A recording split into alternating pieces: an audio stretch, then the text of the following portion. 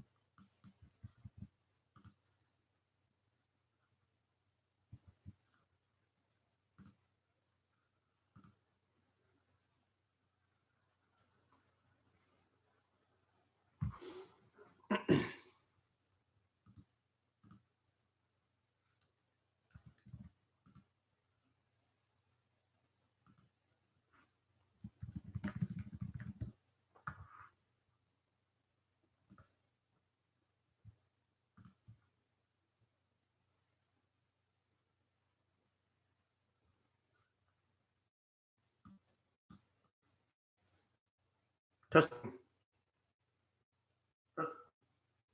Testing. Testing.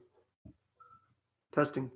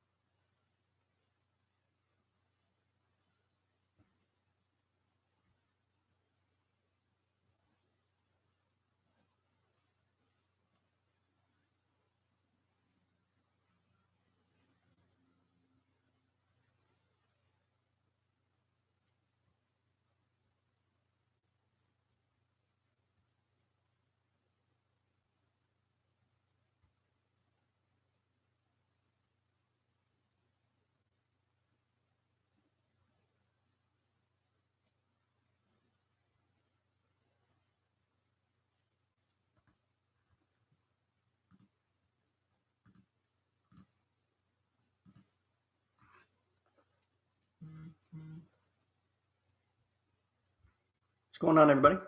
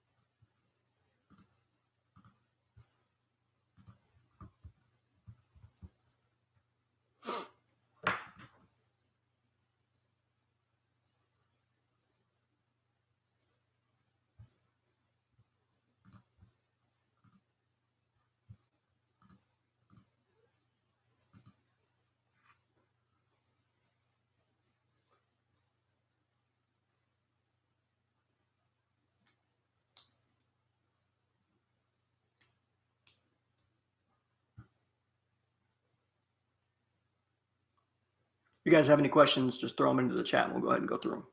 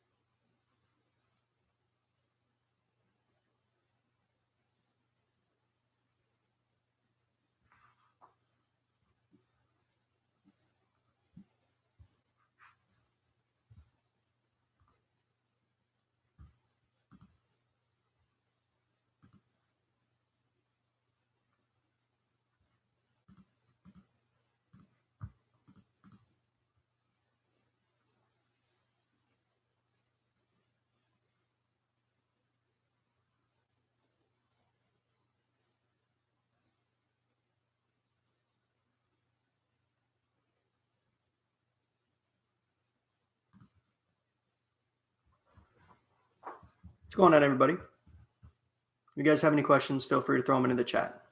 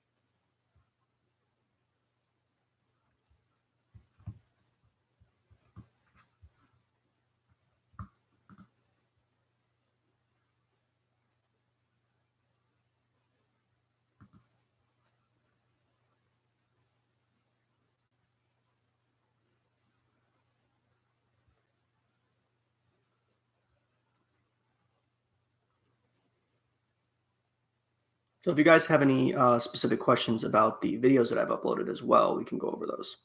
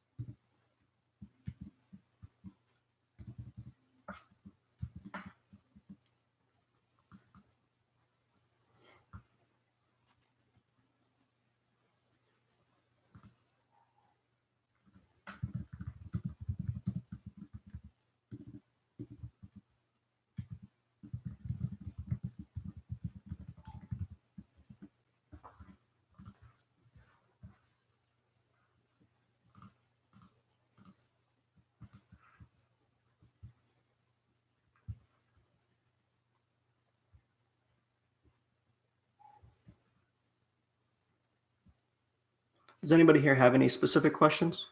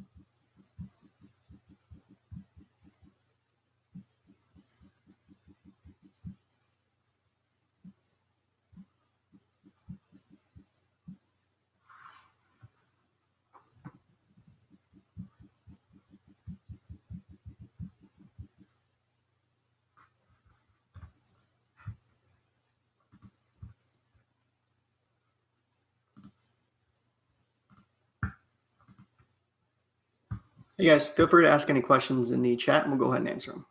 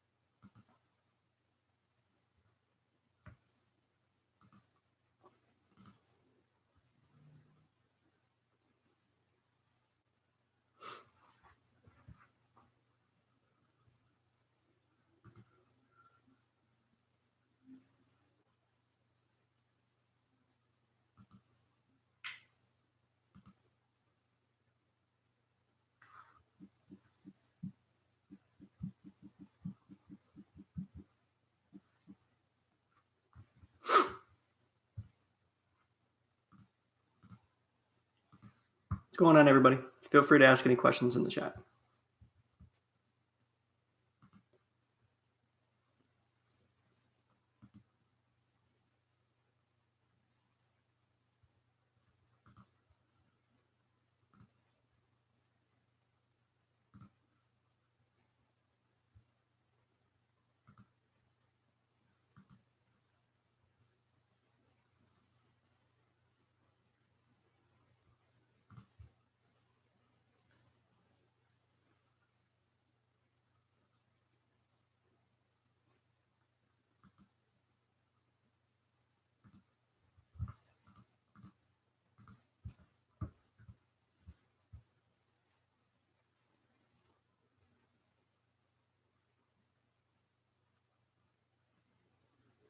Awesome. Looks like a few more people joined.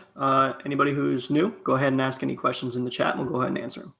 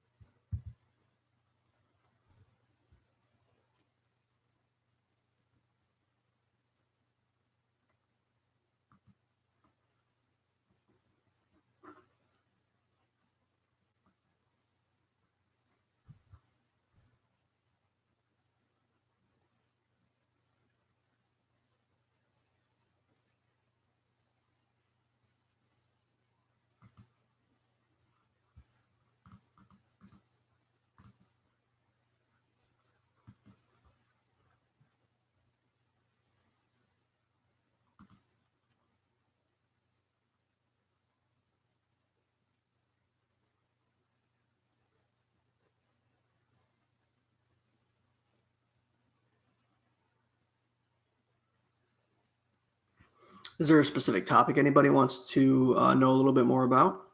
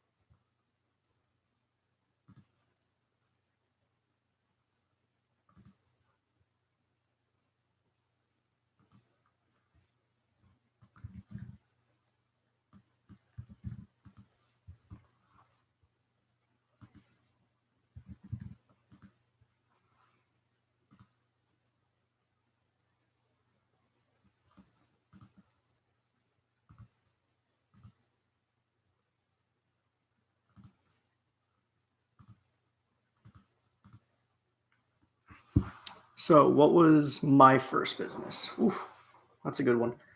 Um, First business that was completely done on my own was a poor attempt at drop shipping.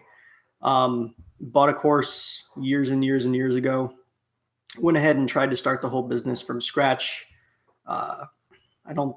I think it was like $100, $150, and the hardest part with drop shipping at first, at least using the specific tactics that were in that course, was the calling a supplier.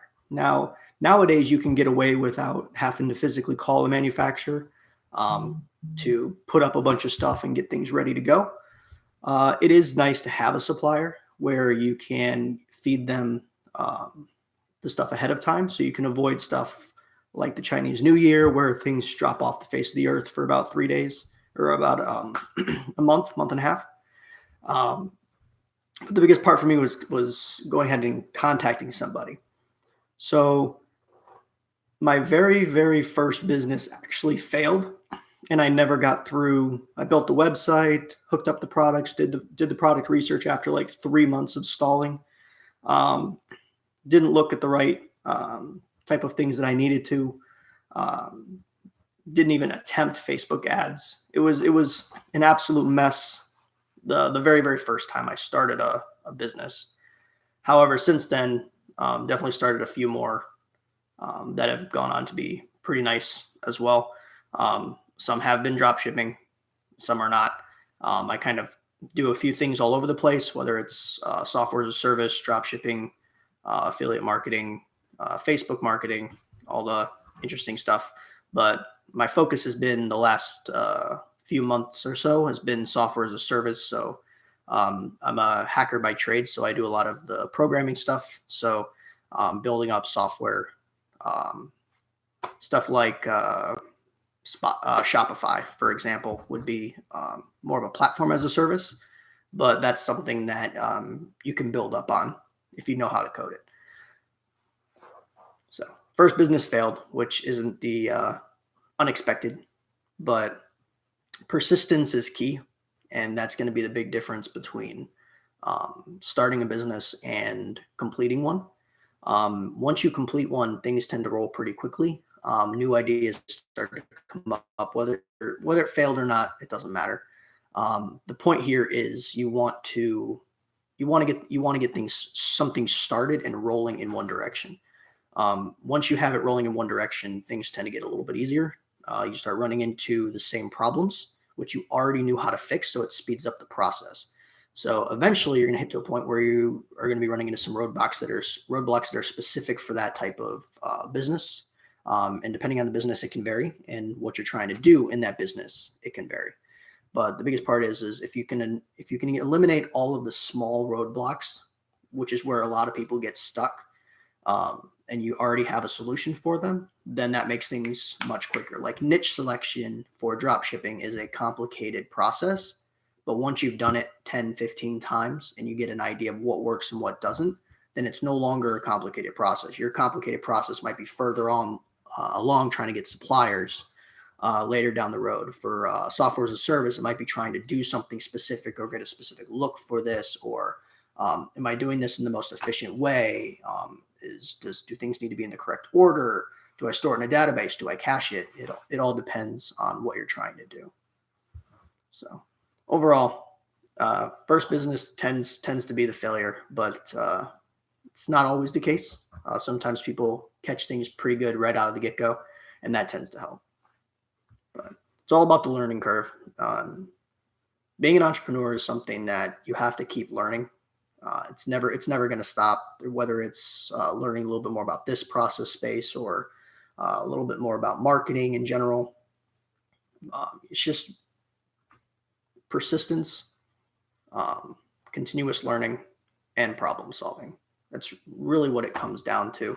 And if you have those, you could fail 100 times. As soon as you have the one that works, it changes the whole perspective on things, and all the failures change perspective. But as long as you have that persistence key, you shouldn't have to worry about getting yourself down too much. It tends to be pretty quick after that. It's a good question. Anybody else have any specific questions about a process or getting started in the space? Some scalable skills such as Facebook marketing, or copywriting, or how to do niche selection, or any type of questions around there do you guys have?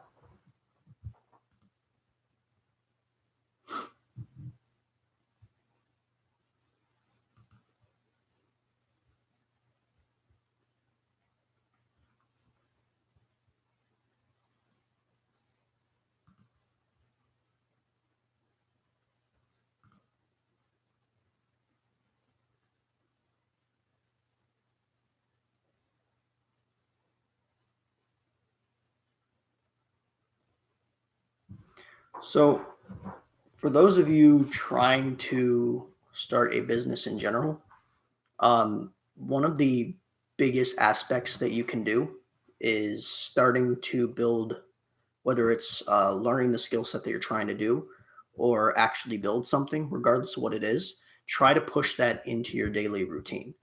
Um, it's one of those things. It's like going to the gym. You can go, an hour a day, an hour every 2 days, um, but at some point something's going to happen. Something's going to get in the way.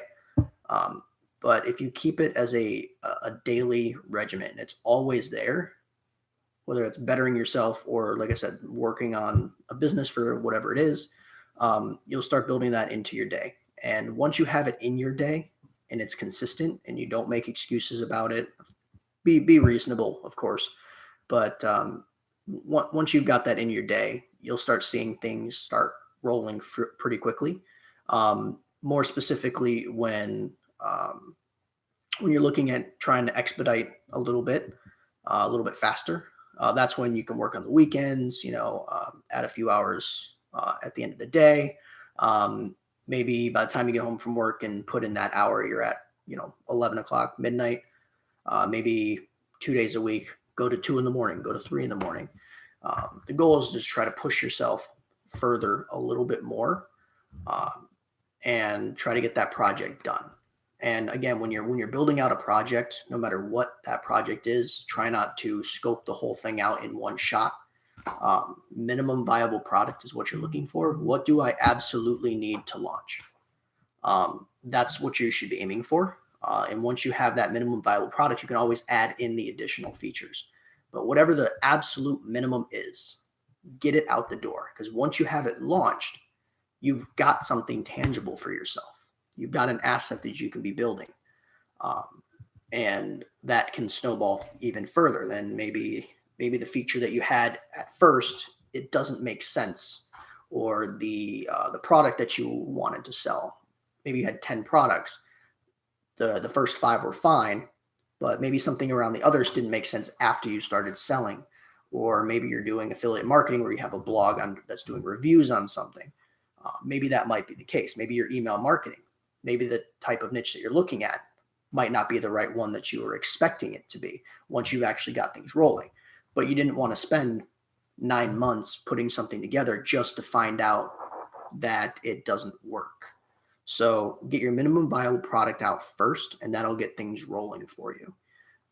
And then from there, add in what you want, tweak things that look right. And you might find that a lot of times people like whatever the product is, or whatever the service is, or whatever the content is, regardless of whatever extra features you might have had. Like that whole whiteboard behind me used to be filled up with every possible feature, and then I could probably take each one of those features and tack on, two or three of those whiteboards on exactly how I want it to work, what features should be going inside of that feature, just stuff like that. It's not needed at the starting phase. Get your top things out of there. So, for example, if you're doing drop shipping, make sure you got your domain, make sure you got your logo, you've got the Shopify or whatever platform you're using up. You have a general idea of what layout you want, what product you want, what type of marketing strategy you can do. You can do Instagram, or you can do Facebook, Google, all the above.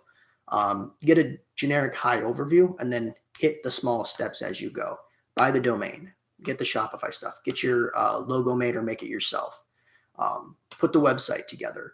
And then from there, add in additional features to the website as an example. So there's a lot of options that you can go when it comes to different types of businesses, but it all does vary depending on what you're trying to do. Because maybe you might be wanting to do a product store that might have 10 or 20 different products on it. And in some cases that works well. In other cases, possibly a single product store might work best. Um, it really does just depend on what your end goal is. If you're doing a single product store, you'll probably want to get it branded at some point. So the way I approach branding is you're looking at probably 300 units, whatever it is, 300 or 150 per variant. If you have like color schemes of things, or different sizes, you're probably 150 per size or per variant, and then If you have a single product, it's probably right around 300. Some places are even 300 of each variant, um, times whatever the cost of the product is. So I mean, it's to if you can brand a product early and you know the product's going to do well. So maybe you did an initial launch with like, I don't know, 1,000 sales or 100 sales, and you can see that it's being profitable. Then maybe at that point, branding the product as your own would be your best bet, and it might cost you, $1,000, 1,500, 3,000, 8,000, whatever it is. But having your name on a product definitely is a little bit different than just drop shipping it from China, as an example. Gives a little bit more of a professional look to it. Gives your brand as a whole. And the good news is you're buying it in bulk. So by the time you sell through all that product, as long as you're in profit, you should be able to purchase more of the product, and it should be self-sufficient past that point. When it comes to drop shipping, normally I'd recommend between 100 and 500 for testing. Ideally, after about $500 to $800 into ads, you should be self-sustained at that point. If not, already have made your money back. If that's not the case, it's probably time to move the product off, or your approach on it might be a little different. So at that point, it really depends on your skill set and skill level in whatever marketing space you have. Facebook marketing tends to be pretty difficult to get into. There's so many strategies and so many ways to do it, but there's a few courses out there that do pretty well. But overall, it's just a trial and error process. Um, Google Ads tends to be really good as well. That one has always given a really good return on investment with Google Ads. And it's fairly cheap too. I think like $5 to $10 a day. I think I was running that for like a month and a half, and it generated like 3 or 4,000 in sales. So it's and I believe it still was in profit fairly high after that. So Google Ads is always a good thing. It kind of beats out the what I like to call domain sniping, where people put out ads as your competitor, or your competitor will put out ads for your name, for your business name. So that way, in case anybody searches for your business, they're going to get the traffic sent over to their website instead of yours. So you want to make sure you catch that real quick in the process, so you don't have to worry about that, because there's people that will do that. So